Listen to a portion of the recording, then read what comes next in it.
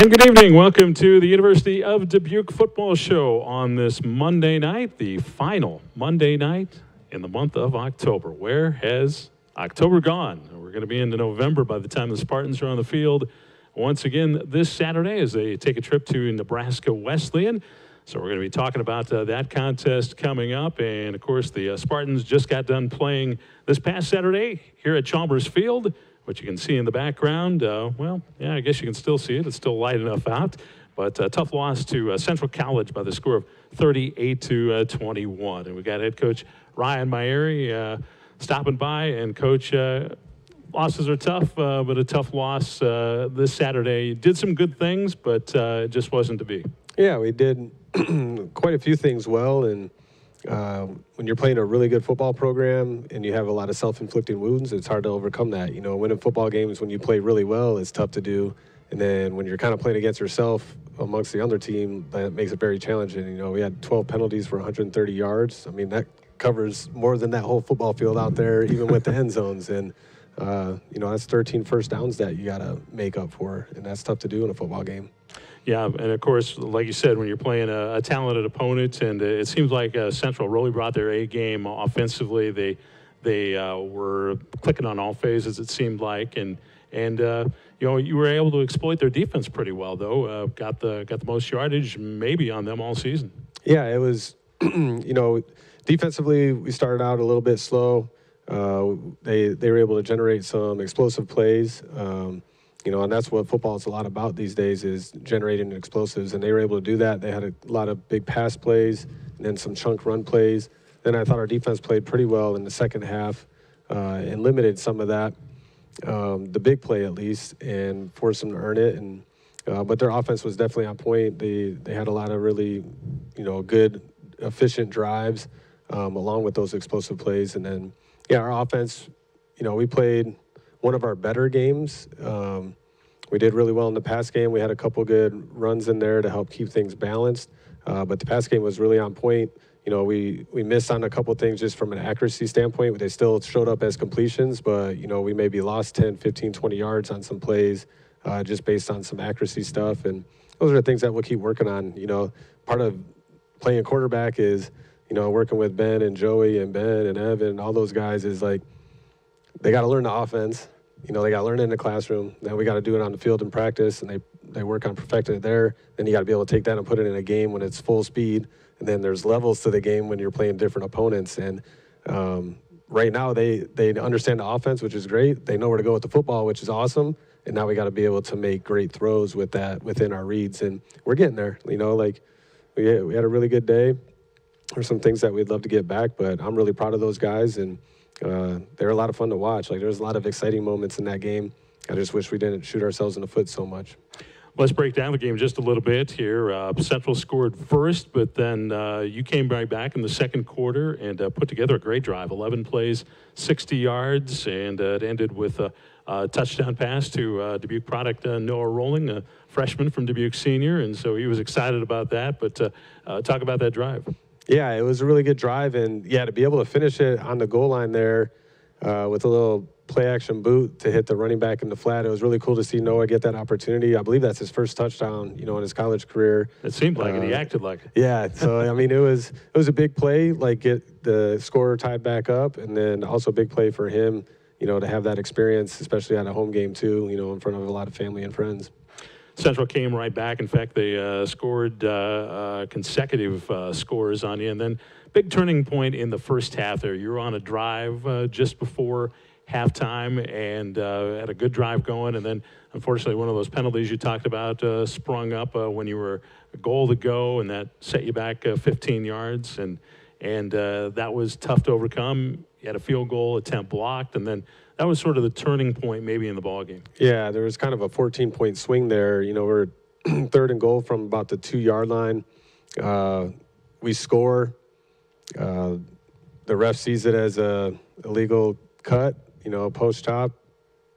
I probably shouldn't say how I feel about it, but, they called a penalty, and it is a penalty. We're here on Monday. Nothing's going to change that now. So it took points off the board. It makes it third and goal from the 19. don't get anything out of that. Try to kick the field goal because you're in like an awkward spot. Gets blocked, and that gives them even more momentum now because you get this block on a field goal, and they score 3 plays on the third play. You know, it's a big touchdown, 70-something yard touchdown pass right before the half. So now you go 14 from maybe a 21-14 game, or even if they do score a 28-14 game going into half, and now you're 28-7. So you're at a 21-point, deficit going into halftime, and you're looking like it's just a one-score game going into the half potentially. Yep, and you knew they were going to have the ball to start the second half. Yeah, get the ball to start the half. And to your credit, the defense was able to stem that momentum for the time being, and then your team scored. There were 8 with 3 left to go in the third quarter. Touchdown pass on another great drive. 12 plays, 58 yards. Ended with that touchdown catch by Jamari Jenkins. 1 of 2 for him on the day. He had a big day. Yeah, he had a huge day. I think he ended with maybe 11 catches for 100-something yards. Yep. 120-something yards and 2 touchdowns. It was good to see him have a breakout day. And then we had pretty solid production from the rest of our guys too. Like it was spread out pretty good between ZB and Hunter Preston. Wade had a couple of catches. DK had a couple of plays. So it was good to see all those guys kind of get some touches and have a factor in the game. But yeah, we were kind of clawing back. We had a big 4th down touchdown to Jamari over here on a corner route. And that one really I thought was going to give us the momentum to propel us to kind of keep chipping away at the lead and potentially get back in the game down the stretch. And it just didn't happen. Yep, and Central went on to kick a field goal. You struck back, though, and made it a 10-point game, and then they added that touchdown in the fourth quarter that made it the final result that it was. But I guess you addressed it a little bit with some of the penalties, and, agree with some of them or not. You had a lot of penalties that day, and I'm sure you talked about that a little bit, addressed that. Yeah, I mean, one of the first things we talk about in our program is about discipline and, being able to control our emotions and not letting our emotions control us. And we weren't displaying that very well on Saturday and in a lot of games this year. It's still something that we're going to continue to preach and work on and do things off the field to help us on the field. But that was a big problem on Saturday for us. You get a 15-yard run or 20-yard run on a reverse, and then it comes right back. And then you have a big scramble or a completion, and it's coming back. It was just a number of plays where you'd get some momentum, and then you had to redo the play to try to get that back. And yeah, it's tough to do that against a really good football team. I guess one of the one bright spot for the second straight game, you really took care of the ball well. Just one turnover. That was that late interception late in the ball game, but no fumbles that they gave away, and just one interception. You didn't have a turnover the week before, so you had to be pleased with the way you're taking care of the football. Yeah, after pretty much the co-game, we've done a really good job of protecting the football. The Aurora game and the co-game, we did not do a great job of that. But pretty much since then, we've done a really good job of taking care of that, and that's going to give us chances to win games. We can minimize those other pre-snap, post-snap penalties and not turn the ball over. We're going to give ourselves our best chance then. And, we one half of that, though, we weren't really good at. Mm-hmm. As we talked about, you're playing a good opponent. Central looked pretty impressive.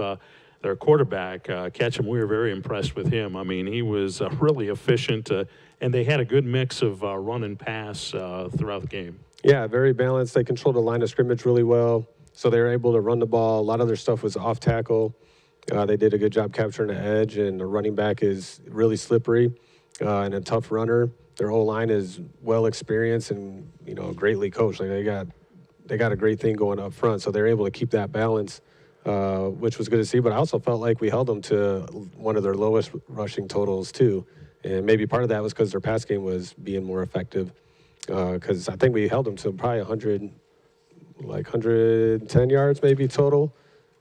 Yeah, I'm looking at the stats here. Something to that effect. Rushing yards, 109 yards. You were pretty close. Yeah, 109. So, their running back had been averaging 100-something, almost 190 yards in a couple of games leading into this one.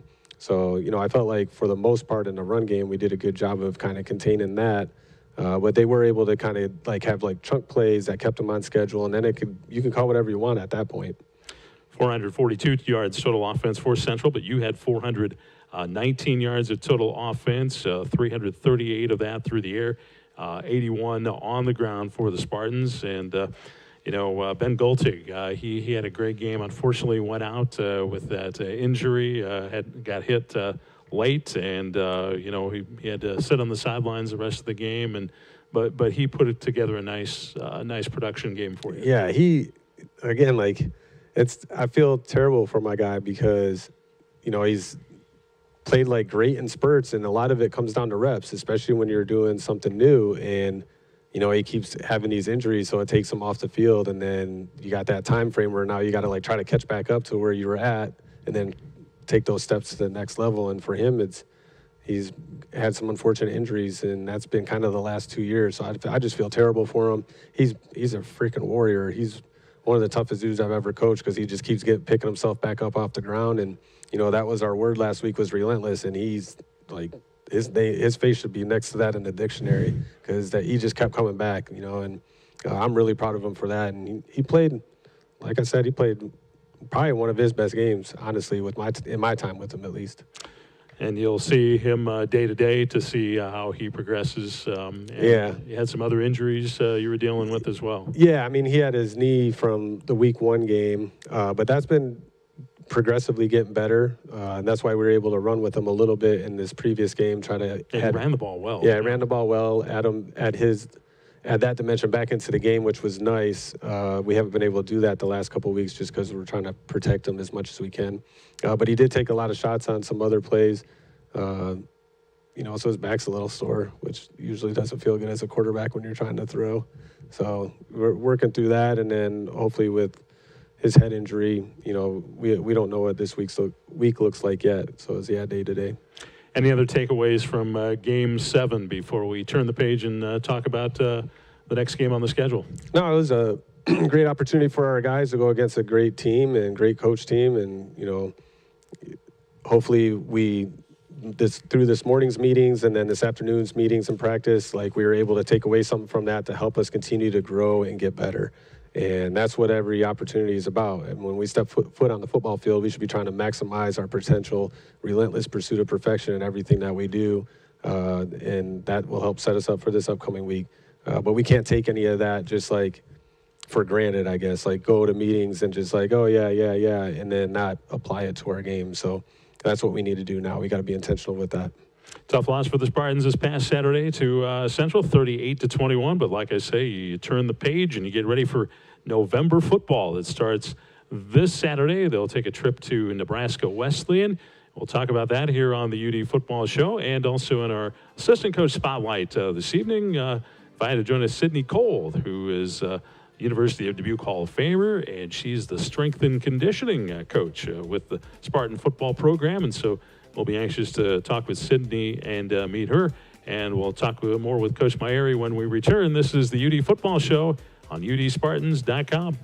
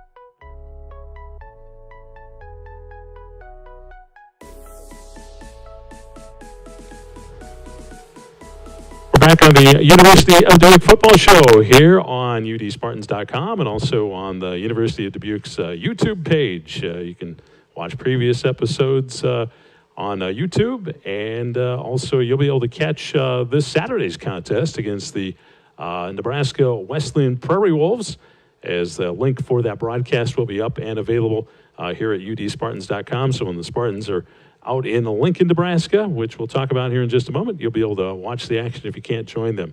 So, Coach, I'm gonna show something here on camera.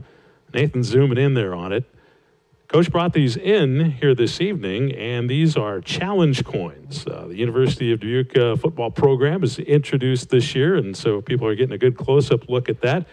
And so this is something that you brought, and sort of talk about the challenge coin a little bit, Coach. Yeah, so this summer, we were finding ways to have guys earn stuff, like kind of earn their stripes, so to speak, and this was something, an idea of our players through the spring. They talked about like putting a stripe on the helmet and like that's something that you lose, like Ohio State does. Like the Buckeye? Yeah, like they have the black stripe. But I thought it would be cool to like just have our own thing, like start something new. And through talking through other people, like some ideas that they had, we landed on this and created a coin that looks like a shield. So you kind of get to earn your shield, so to speak. And so we just got kind of like our core values on there, and then our word for the season, which is Kairos, which is a type of time and means like defining moment and being ready for that. And so something for the guys to earn. Yeah, that's awesome. Thanks for bringing one of these in so we can take a look at that. Coach, let's talk about the next opponent on the schedule here, the Nebraska Wesleyan Prairie Wolves. You'll make the trek out to Lincoln, Nebraska, and that's an overnight stay for you. And take us through. It's not common that you take road trips, so it's a bit of a process when you head out to take an overnighter. Yeah, so we got a nice long trip ahead of us, about 6 hours. So Friday we'll actually kind of adjust our schedule a little bit, practice in the morning. So that'll be new for our guys. Practice it in the morning and then get on the bus trip to drive out to Omaha and stay there. It makes it a long day, but we'll make the most of it. You just got to be able to adapt and move forward. And but that'll definitely be interesting. I actually prefer overnight trips. I think it's fun. It's good for camaraderie and just being together. You have like a little bit less distractions of being on campus or being in your dorm room and all that stuff. So it's nice to just we're all in one spot together. We get to kind of share that time. So I love and look forward to overnight. Well, you're going to enjoy 2 out of the next 3 weeks then, because then you head to Storm Lake there, the final week of the season, and take that trip out there for the overnight stay. And we've always talked about the threat of snow in Storm. When Coach Zweifel was here, I always joked with him, you're gonna end up playing in a snowstorm out there. It was like 70 degrees every day. So I would be happy if we get that at this time of year. So let's talk about your opponent this Saturday. Still plenty of things in reach for the Spartan football team, obviously. November football, you want to finish on a high note. You can win 5 of your last 6 ball games if you win out. And so you probably put that out there as one carrot for this team. Yeah, and a big part for us is like our focus should always be on challenging ourselves to be our best version. And that should be regardless of who you're playing, what your record is, what the score of the game is, what grade you got on a test. Like, I should always kind of be coming back and keep working to get myself better. And this is no different. It's unfortunate we lost that last game. And, had we won, we'd be hopefully winning this game and win the next one. Then we might be conference champs or tying for that or co-champs. But we're not. We're not in that situation now. But that doesn't change what the vision is, and that's continued relentless pursuit of perfection for ourselves. So we got to keep that. And, the next step is Nebraska Wesleyan. Let's talk about what Nebraska Wesleyan will bring to the table. They're 2-3 as we speak in league play, 3-4 on the season, coming off a win over Luther last Saturday, 40-14, and their other wins over Buena Vista, losses to Wartburg, Simpson, and Co. So tell us a little bit about the Prairie Wolves. Yeah, I mean, they've been really strong, especially through the first half. The Co game was really close at half. Wartburg game was a little bit closer going into the half as well. So, they got some good things going. We're going to have to bring our A game, and especially when it's a long trip, you got to make sure you're preparing yourself the right way mentally for that. So, they're definitely going to have a home field advantage from that standpoint. But they're a good football team. They play hard. They attack the football on their defensive side of the ball. They do a really good job of that. 4-2 defense, play a lot of like cover 2, cover 3, a little bit of quarters. You'll see a little bit of man on third down situations. And then offensively, be pretty similar to what we've been seeing, week in and week out. They got a young quarterback. They're playing a freshman. They've kind of went through a couple different quarterbacks through the season, but they have a freshman that they've kind of been riding with now, and he's playing. You can see him progressively getting better, and he's got a lot of weapons. They got a receiver that's really talented. I think he'll be one of the better ones in the league for sure. He's an all-conference type kid, and so they definitely got a lot of talent on the offensive side of the ball, some weapons to get the ball to. Sixth in the arc, they are in offense, averaging 322 yards a game, and defense allowing 382, sixth there as well. Seems like they have a pretty good offensive line.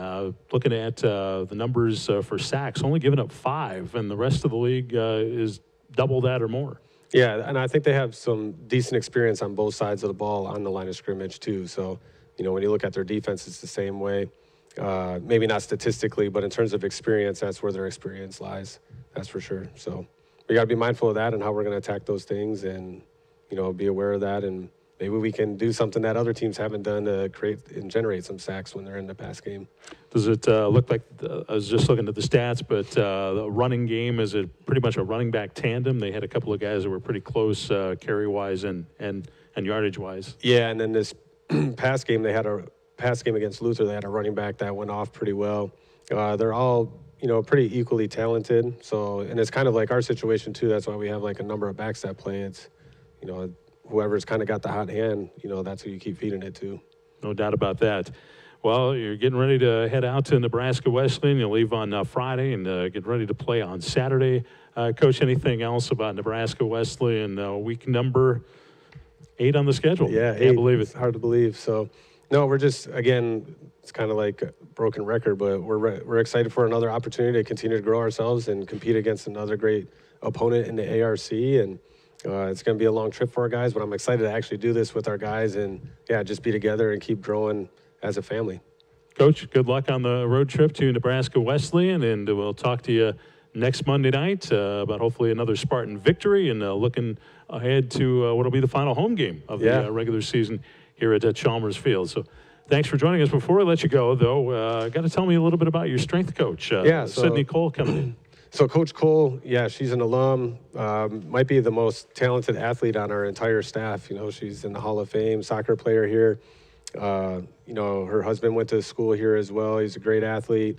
They have 3 young kids that are all pretty talented athletes. So it just kind of runs in the family. And stick around long enough, you might have we'll be recruiting them. That's for sure. the 2 boys, maybe even her daughter. Like, she's a pretty talented athlete, and but they're great to have in the program. Coach Cole does an awesome job of leading our guys in the weight room.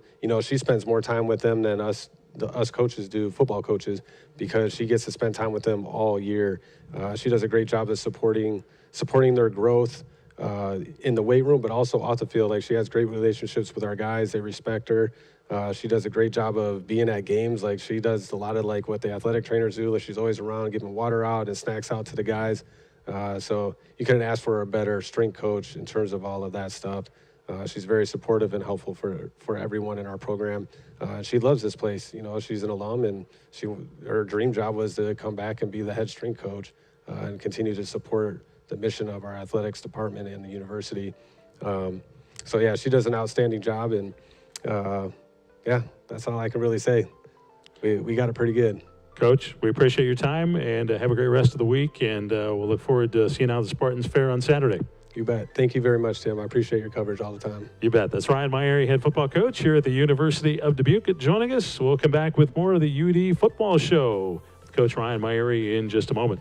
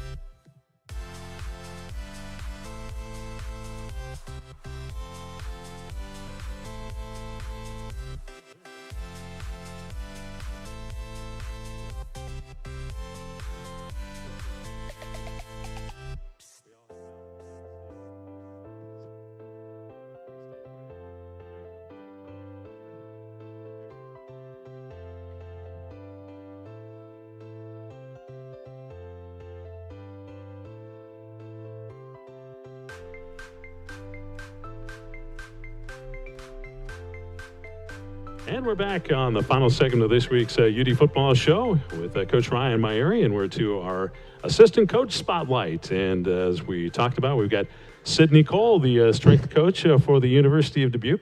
Sydney, thanks for taking some time out to come on the program here this evening. Thank you very much for inviting me. Well, as Coach Myeri said, you just bleed blue and white. You're a lifetime Spartan, and I'm sure that really helped bring you to this job. It was a job you really wanted, and so talk about your relationship with the University of Dubuque. So I was a freshman in 2007. I played 4 years of soccer here, and I just saw what I wanted as a job, and that was the coach who was here from when I was here until 3 years ago.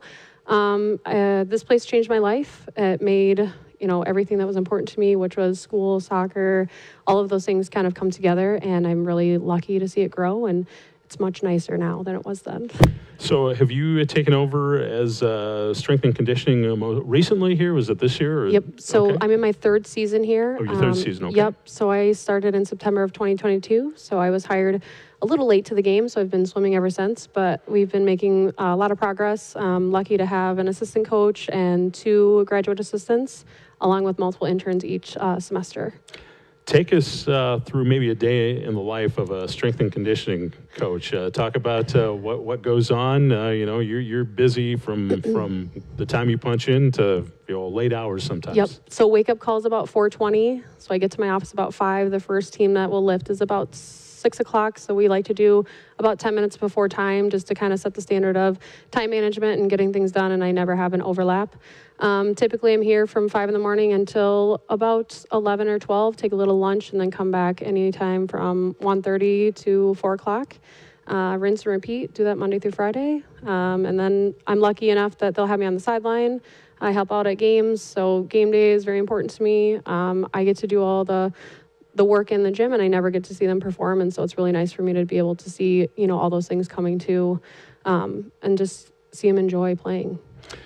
When you were an athlete, you had experience, of course, with strength and conditioning. How has it changed since maybe you've been an athlete to this day and age? I mean, I know it's changed a lot since I've been in high school, for sure. And so, facility-wise, we have a lot more here. We actually have 2 gyms, but as part as exercise itself, it's the number one. As much as people don't think that exercise sometimes is important, it's really important, and it can kind of change your life, but also the game that you play. Technology is huge, so we're very fortunate to have people who support the technology pieces that kind of prove like, this is what we're doing, here's why we're doing it, but here's the evidence as well. Mm-hmm. Football players, specifically by position, probably different sets of conditioning that they do? Yep. So they all run a little bit here and there. We're fortunate to get some air bikes, really try and take the stress off the knees and everything like that. Knees and hips, they do run a lot, obviously in practice, but we do split them up, bigs, mids, and skills. Obviously, when we do run or if we do time stuff, sometimes they are a little different in those interval states. But the goal is for them to all feel a certain type of way in that part of the season. So ideally right now, those guys that don't get a whole lot of minutes, they're still pushing it on the bike, getting those extra reps in there, where those that, get almost all the snaps, they, don't have to do that. But once we kind of shift gears into off season, it kind of filters out into each group. Sydney, is there any other aspect of strength and conditioning that maybe we're not aware of that people might not find interesting? That's a good question. For me, I just like to see the gains in the weight room as far as, not only numbers as far as they're hitting their numbers for strength, but showing up, being there on time, right? Showing that consistency that is really important, because we spend about 90 hours together in the spring season. Wow. And people don't know that. No, that's a lot of time. You and get to know each other real well. Really well. And then they go away for about 1,300 hours in the summer, and then they come back. So what are they doing, in those 1,300 hours where I'm not present? But I know we're working hard in those 90 hours that we're together. Sydney, it's been a pleasure meeting you. Thanks for coming by and sharing about the strength and conditioning program here at the University of Dubuque, specifically with the football team. We'll let you go, but again, thanks, and have a great season. Thank you. All right. Sydney Cole in our assistant spotlight here this evening on the University of Dubuque football show with Coach Ryan Myeri. That's going to wrap up our broadcast here for this evening. Don't forget to tune into the UD football game and other Spartan athletics here on udspartans.com. And Coach Myeri and I will be back here next Monday night at 6 o'clock at udspartans.com and on the University of Dubuque YouTube page. So have a great rest of your Monday evening. I'm Tim Larry for the UD Football Show.